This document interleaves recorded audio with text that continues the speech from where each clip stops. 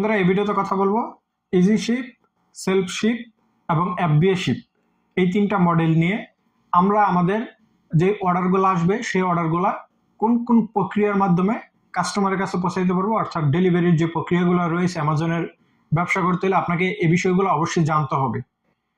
আপনার কোনটা আপনার জন্য লাভবান সেই বিষয়গুলো আমি তুলে ধরবো। প্রথমেই আমরা দেখি যে অ্যামাজনের ভিতরে তিনটা প্রক্রিয়ার মাধ্যমে আমাদের যে প্রোডাক্টগুলো থাকবে সেগুলো আমরা কাস্টমারের কাছে ডেলিভারি করাইতে পারবো। একটা হচ্ছে ইজি শিপ, একটা হচ্ছে সেলফ শিপ, আর একটা হচ্ছে এফবিএ শিপ। সো তিনটা মডেল কিভাবে কাজ করে আসেন সে বিষয়ে আলোচনা করি। প্রথমে আলোচনা করি সেলফ শিপ। সেলফ শিপ কি? যেই অর্ডারটা আসবে, যে প্রোডাক্টের অর্ডার আসবে সেই প্রোডাক্টটা আমি নিজেই বাসার ভিতরে পার্সেল রেডি করব, বক্সিং করে লেবেলিং লাগাইয়া আমি যে লোকাল কুরিয়ার কোম্পানি থাকবে তাদের সাথে আমার চুক্তি থাকবে যে তুমি আমার যত অর্ডার আছে সেগুলো তুমি ডেলিভারি করবা, বিনিময়ে তোমাকে আমি এত টাকা করে পার অর্ডারে দিব বা পার পার্সেলে দিব। সো সেখানে আমরা লোকাল যে কুরিয়ার কোম্পানিগুলো দেখি সৌদি আরবের ভিতরে দুইটা কোম্পানির নাম বলি। বেসিক্যালি যে দুইটা কোম্পানি অ্যামাজনের ডেলিভারি করে থাকে, একটা হচ্ছে নাকেল এক্সপ্রেস আর একটা হচ্ছে আপনার আরামেক্স। এখন আমরা যদি নাকেল এক্সপ্রেসের কথা বলি, নাকেল এক্সপ্রেস পার পার্সেলে তারা কস্ট নেয় 19 রিয়াল করে, 19 রিয়াল থেকে 29 রিয়াল পর্যন্ত। 19 রিয়াল হচ্ছে 1 কিলোর নিচে যদি যে কোনো পার্সেল হয়ে থাকে সেগুলা 19 রিয়াল করে তারা ডেলিভারি কস্ট নেবে কাস্টমারের বাসা পৌঁছানোর জন্য সৌদি আরবের ভিতরে। এটা শুধু মানে রিয়াদ জাদ্দা না, পুরো সৌদি আরবের ভিতরে 19 রিয়াল করে। যদি পার্সেলটা 2 কেজি প্লাস হয়ে যায় তাহলে আপনার 2 কেজির মতো হইলে, 1 কেজির উপরে হইলে আপনার 29 রিয়াল করে। যদি 2 কেজি প্লাস হয়ে যায় পার কেজির জন্য 1 রিয়াল করে তারা কস্ট নেবে। সো আশা করি আপনারা সেলফ শিপের বিষয়টা বুঝতেছেন।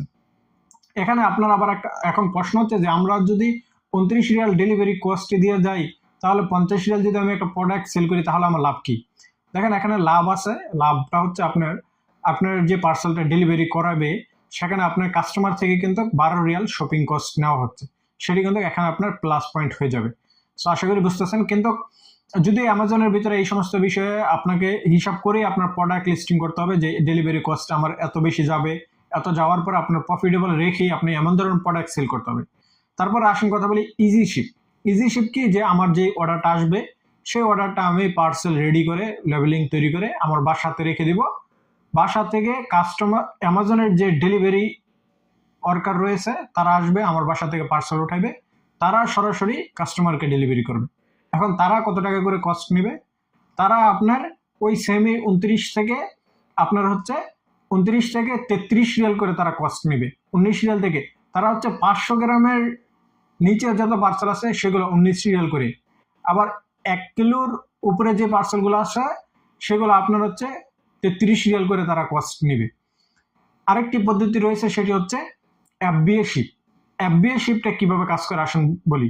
এফবিএ শিপটা হচ্ছে অ্যামাজনে আপনার বক্স দিবে, অর্থাৎ আপনার যে প্রোডাক্টটা তারা ডেলিভারি করবে সেটার জন্য একটা বক্স তৈরি করবে, সেটাতে লেবেলিং করবে, সকল কাজগুলো করে অ্যামাজন ওয়্যার হাউসের থেকেই আপনার প্রোডাক্টটা তারা কাস্টমারের কাছে পৌঁছায় দিবে। আপনাকে কি করতে হবে?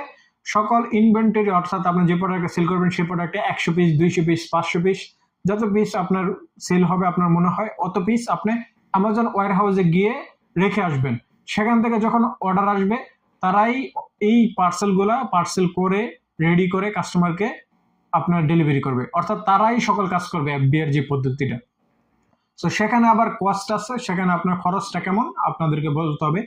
তারা যে তাদের স্টোরে আপনার প্রোডাক্টটা রাখবে সেটার জন্য কস্ট কাটবে, তারপর তারা যে ডেলিভারি করবে সেটার জন্য কস্ট কাটবে, তারপর তারা যে এখানে বক্স লাগাইছে, তারপর এটার উপরে যে লেবেলিং করছে, তাদের ওয়ার্ক মানে সকল খরচটা কিন্তু আপনার থেকে নিবে। সো সেই খরচটা কত টাকা নিয়ে থাকে? সেই খরচটা আপনার 39 রিয়াল পর্যন্ত চলে যায়, 12 থেকে 39 রিয়াল পর্যন্ত চলে যায়। যেমন দেখা যাচ্ছে অনেক প্রোডাক্ট রয়েছে 200 গ্রাম, সেটাকে আপনার নর্মাল একটা পলিথিনের প্যাকেট করে কিন্তু তারা ডেলিভারি করে দেয়।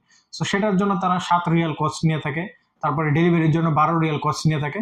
সো অর্থাৎ প্রত্যেকটা প্রোডাক্ট আইটেম অনুসারে মানে ডিফারেন্স অ্যাকুরেটলি বলা যাবে না যে এত টাকা করে কস্ট নিবে, কারণ আমরা যখন সেলফ শিপ করবো সেটা আমরা অ্যাকুরেটলি ভাবে বলতে পারবো যে নিম্ন হোক বড় হোক এত টাকা করে কস্ট নেয়, অথবা ইজি শিফটের বেলাও বলা যায়, কিন্তু এফবিআর শিফটের সময় কম বেশি হয়ে যায়।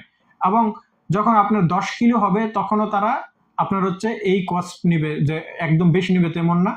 ধরেন আপনার এফবিআই শিপটার ভিতরে আমাদের প্রফিটও আছে আবার লসও আছে। কেমন প্রফিট আছে, যেমন ছোট ছোট যখন প্রোডাক্ট থাকবে সেগুলোর ভিতরে তারা পলিথিন এর প্যাকেটিং করে বা নর্মাল পলিথিন প্যাকেট করে সেখানে 2 রিয়াল 3 রিয়াল 5 রিয়াল করে কস্ট নিবে, ডেলিভারির জন্য 12 রিয়াল করে কস্ট নিবে। তারপর হচ্ছে আপনার হচ্ছে সর্বোচ্চ আপনার ওই 39 রিয়াল পর্যন্ত, যদি 10 কিলো প্লাস হয়ে যায় তখন 39 রিয়াল পর্যন্ত। আর যদি আপনার 2 কিলোর নিচে থাকে ওই 17 রিয়াল 18 রিয়াল 19 রিয়াল 20 রিয়াল এরকম কস্ট যাবে। এর উপরে জানা 20 রিয়ালের উপরে আপনার এফবিআই এর কস্ট জানা যদি 10 কিলোর নিচে থাকে। সো আশা করি আপনারা বুঝতে পারছেন। এখন প্রশ্ন হলো যে আমাদের জন্য লাভজনক কোনটা? আমাদের জন্য লাভজনক হচ্ছে ডিপেন্ড হচ্ছে আপনার অর্ডার কিরকম পরিমাণ আসে। দেখা যাইতেছে আপনার যদি প্রতিদিন 100 পিস অর্ডার আসে সেক্ষেত্রে আপনার সেলফ শিপও আপনার জন্য লাভবান বা ইজি শিপও আপনার জন্য লাভবান। আর যদি দেখা যায় আপনার যে সপ্তাহে আসে আপনার 10টা 12টা অর্ডার, সেক্ষেত্রে আপনাকে এফবিআই শিপ করাতে হবে, এছাড়া কোনো উপায় নেই। সো এফবিআই শিপ করলে দেখা যাচ্ছে আপনি তাদের ইনভেন্টরির ভিতরে এরকম পরিমাণ প্রোডাক্ট রেখে আসলেন যেগুলা অর্থাৎ 1-2 মাস ইজিলি চলে যাবে।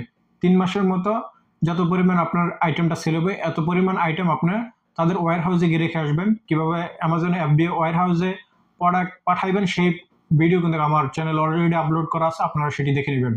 সো আপনাদের যেটি আপনি যখন ব্যবসা করবেন তখন আপনি নিজেই আইডেন্টিফাই করতে পারবেন যে আমার জন্য কোনটা লাভবান। 3টা প্রক্রিয়া আছে, 3টা প্রক্রিয়ার মাধ্যমেই আমাদের প্রত্যেক ব্যবসায়ীর জন্য আলাদা আলাদা সুবিধা রয়েছে। ডিপেন্ড হচ্ছে আমি কি সেল করতেছি, আমার সেখানে প্রফিট কত টাকা, ডেলিভারি কস্ট দিয়ে সেই প্রোডাক্টের ভিতরে আমি কত টাকা প্রফিট করবে এটা আপনি ভালো বুঝতে পারবেন, কারণ আপনি কি সেল করতেছেন সেটা আপনি জানেন। আমি কি সেল করতেছি আমি জানি। আমার বেশিরভাগ প্রোডাক্ট অ্যামাজন থেকেই ডেলিভারি করে থাকে, অর্থাৎ আমি নিজে এই ঝামেলা নেই না, আমি নিজে প্যাকেটিং করি না, আমি নিজে লেবেলিং করি না। আমি জাস্ট ইনভেন্টরি অ্যাড করে প্রোডাক্ট কিনে নিয়ে আসি, ইনভেন্টরি অ্যাড করে অ্যামাজন ওয়্যার হাউসে দিয়ে আসি, সেগুলোই তারা কাস্টমারকে ডেলিভারি করে দেয়। আর যেগুলো রিসেল করি সেগুলো তো এগুলো প্রয়োজনই নেই, কারণ যেগুলো হোলসেল করি, হোলসেল অর্থাৎ যেগুলো অলরেডি অ্যামাজন কাছে আছে সেগুলো তো আমার আর নতুন করে লিস্টিং করতে হয় না বা নতুন করে প্রোডাক্ট ফিজিক্যালি নিয়ে আসতে হয় না, কারণ অলরেডি অ্যামাজন আছে, ব্র্যান্ডের অ্যাপ্রুভাল নিয়ে সেই প্রোডাক্টগুলোই আমি অ্যামাজনের ভিতরে রিসেল করতেছি। তো আশা করি আপনারা এই বিষয়টি বুঝতেছেন বা বুঝতে পারছেন আমার এই ভিডিওটির মাধ্যমে। সবাই ভালো থাকবেন, সুস্থ থাকবেন, আল্লাহ হাফেজ।